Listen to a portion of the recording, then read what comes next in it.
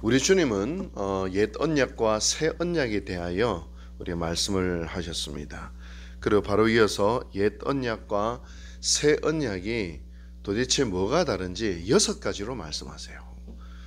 6가지로 살인에 대해서, 이혼에 대해서, 맹세에 대해서, 또 간음에 대해서, 보복에 대해서, 원수에 대해서 이렇게 6가지로 옛 언약과 새 언약을 비교하시면서 새 언약이 어떤 면에서 더 나은 의인지, 너희가 바리새인보다 낫지 않으면 천국에 들어가지 못하리라 하셨잖아요. 어떤 면에 있어서 더 나은 의인지에 대해서 6가지로 말씀하고 계십니다. 그리고 말씀하실 때마다 반복되는 구절이 있어요. 그게 뭐냐면 옛사람에게 말한 바 무엇이라고 들었으나, 이게 옛 언약이죠. 나는 너희에게 이르노니 무엇 하라, 이런 구조로 되어 있습니다. 그래서 오늘 우리가 읽을 본문은, 내일까지 살펴볼 본문은 살인에 대한 겁니다. 이 살인에 대해서 옛 언약은 뭐라 이야기했느냐, 21절 말씀인데요, 읽어드리겠습니다. 옛사람에게 말한 바 살인하지 말라, 누구든지 살인하면 심판을 받게 되리라 하였다는 것을 너희가 들었으나, 이렇게 이야기하고 있습니다. 이건 뭐냐면 출애굽기 20장 13절에 나오는 10계명의 6번째 계명인 살인하지 말라라는 계명을 염두에 둔 것이죠. 당시 고대 제국에서는 살인이 일상화되어 있고요, 폭력이 일상화되어 있는 세계였습니다. 이런 고대 사회에서 야, 그렇게 함부로 살인하지 마, 생명은 하나님이 주신 거야, 그거는 생명을 함부로 빼앗는 것은 하나님을 대적하는 것이야 라고 하시면서 6계명의 계명을 주신 것이죠. 그런데 유대인들은 이 율법의 자구에만 매달렸습니다. 사람의 생물학적인 목숨만 빼앗지 않으면 되는구나, 그러면서 우리는 사람 안 죽였어, 6계명 지켰어, 이렇게 하는 것이죠. 근데 여러분, 오늘 우리도 마찬가지죠. 혹시 우리 권사님들 중에 살인해 본 적이 있으십니까? 아니, 여러분들이 아는 분들 중에 혹시 살인을 해보신 적이 있나요? 거의 없을 것입니다. 그러면 6계명은 뭐 하려고 적어놨을까요? 살인한 사람은 교도소의 살인범이나 이런 사람들에게 해당되지, 대부분의 일상적인 삶을 살아가는 사람과는 아무 상관이 없는 계명이잖아요. 살인하지 말라. 근데 이 계명은요, 단순히 생물학적인 목숨만 빼앗는 것, 그걸 말하는 게 아니에요. 보다 더 본질적인 의미가 있습니다. 그래서 22절에서 그 본질적인 명령이 무엇인지 주님이 말씀하시는 것이죠. 22절입니다. 나는 너희에게 이르노니 형제에게 노하는 자마다 심판을 받게 되고 형제를 대하여 나가라 하는 자는 공회에 잡혀가게 되고 미련한 놈이라 하는 자는 지옥불에 들어가게 되리라. 우리 주님은 살인에 대해서 3가지로 딱 이야기합니다. 첫째로, 형제에 대하여 노하는 자는 심판받게 된다. 여러분, 우리가 인생을 살보면 화낼 때가 있죠. 분노할 때가 있습니다. 어느 때요? 불의에 대해서 분노할 수 있죠. 근데 여기에 분노는 뭐냐면 헬라어로 오르기조메노스인데, 해석을 하면 지 감정, 지 욕망, 지 기준, 자기의 미성숙함에서 불타오르는 그런 분노를 말합니다. 여러분, 분노하는 사람을 여러분 우리 주변에 가만 보세요. 정말 정의와 불의 때문에 분노하는 것보다는, 하나님 때문에 분노하고 주님 때문에 분노하기보다는 가만 보면 자기 뜻대로 안 돼서 분노하고요, 자기의 기준에 안 맞아서 분노하고요, 또 자기의 상처가 딱 건드려져서 분노하고요, 때로는 거짓말에 속아가지고 분노하고. 여러분, 사실 보면 정말 우리가 건강한 분노를 하는 사람들을 별로 찾을 수가 없습니다. 다 자기 기준이에요. 자기 감정이고 자기 상처가 자극받아서 사실 분노하는 것을 보게 되는 것이죠. 이런 분노를 말하는 거예요. 그러한 분노로 형제에게 분노하지 마, 그 사람 영혼을 죽이는 거야, 그렇게 하지 마, 이렇게 이야기하는 거죠. 둘째로, 형제에 대하여 나가라 하는 자는 공회에 잡혀가게 된다라고 이야기합니다. 이 나가라는 것은 아람어로 라카에서 나온 거예요. 가령 엘리엘리 라마 사박다니, 우리 주님이 십자가에서 하신 말씀도 아람어이거든요. 그리고 그 당시에는 아람어를 주로 많이 썼어요. 예수님 당시에는. 근데 이 아람어로 라카 어떤 말이냐면 침을 뱉을 때 라카 가래를 확 뱉어내는 그게 바로 라카입니다. 여러분 그 뜻은 뭐냐면 머리가 텅 빈 놈, 이 사악한 놈 하면서 가래를 뱉으면서 욕했던 2000년 전에 그런 욕이라는 거예요. 다시 말하면 인간으로서의 존엄성을 부인하는 겁니다. 여러분 우리도 마찬가지예요. 어떨 때 그 사람을 사람으로 대하지 않습니까? 아이고 저 사람 우리 교회 안 나왔으면 좋겠어. 저 사람 얼굴 마주보고 싶지 않아. 내 바운더리에서 사라졌으면 좋겠어. 이 뭐예요? 라카.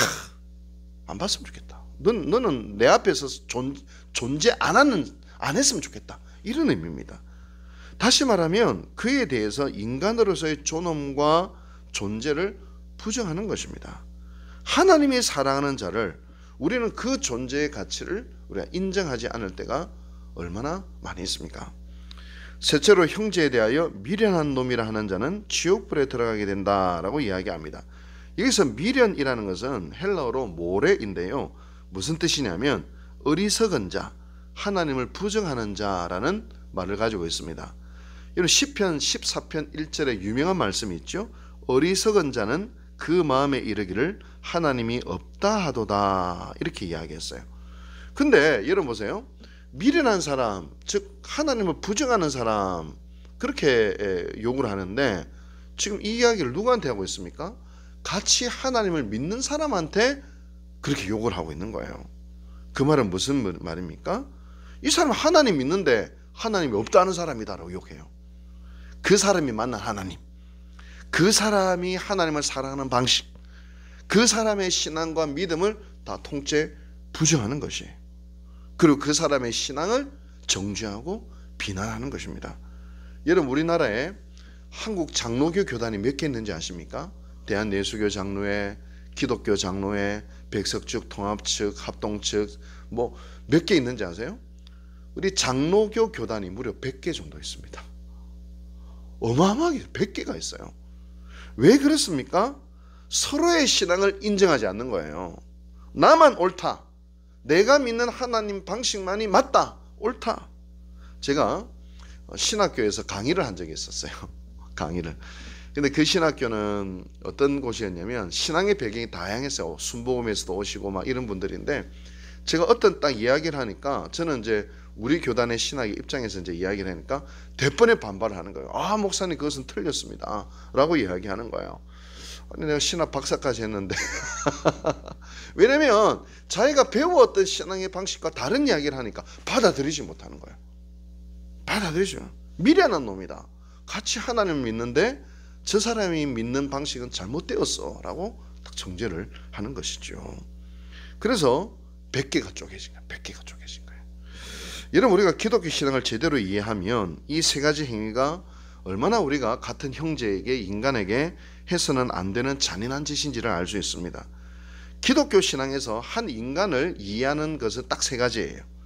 이 기독교 인간론 첫째는 뭐냐면 사람은 누구나 하나님의 형상을 따라 지음을 받았다. 우리 두 분 권사님 누가 뭐래도 하나님의 형상을 따라 지음받은 존귀한 존재들이십니다. 그리고 둘째, 성자 하나님인 예수님이 그를 위해 죽으셨다. 셋째, 성령 하나님이 그 안에 내주에 계신다. 이 세 가지예요. 성부 하나님의 형상을 담고 성자 하나님이 우리를 위해서 죽으시고 성령 하나님이 그 안에 내주에 계신다. 이게 기독교 인간론의 기본 중에 기본입니다. 예수님을 영접한 사람에게는 세 가지가 다 해당되겠죠? 신앙이 없는 사람은 1번, 2번은 해당이 되겠지만 3번은 해당되지 않겠죠. 성령은 내주하지 않으니까요.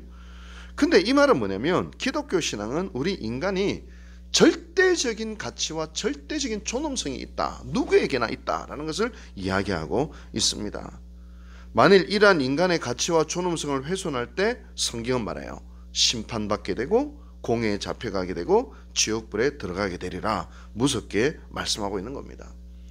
여러분 우리가 인생을 살면서 누군가로부터 잊을 수 없는 무서운 눈빛과 가슴에 지울 수 없는 그런 말들, 밤잠을 설치게 하는 행동 때문에 고통을 당해 보신 적 있으십니까? 저는 있습니다. 그 고통을 생각한다면 주님이 왜 이 말씀을 하셨는지 이해할 수 있어요. 생물학적인 목숨만 빼앗는 것이 아니라 그거는 인격살인, 영적 살인이 심지어 교회에서도 얼마나 잔인하게 거짓의 아비신 마귀에게 속아서 자행되는지 저는 아주 깊이 경험한 적이 있습니다. 여러분, 그 반대로 우리가 또 다른 사람에게 그런 살인을, 생물학적인 살인은 아니지만 이 세 가지 면에 있어서 살인한 적 혹 없었습니까? 나의 말로, 나의 눈빛으로, 나의 태도로 내 바운더리에서 싹 제거해버리는, 혹시 그런 적은 혹시 우리는 없었습니까? 오늘 주님은 새 언약의 삶을 살아가는 그리스도인들에게 보다 나은 의의가 무엇인지 알려주고 계십니다.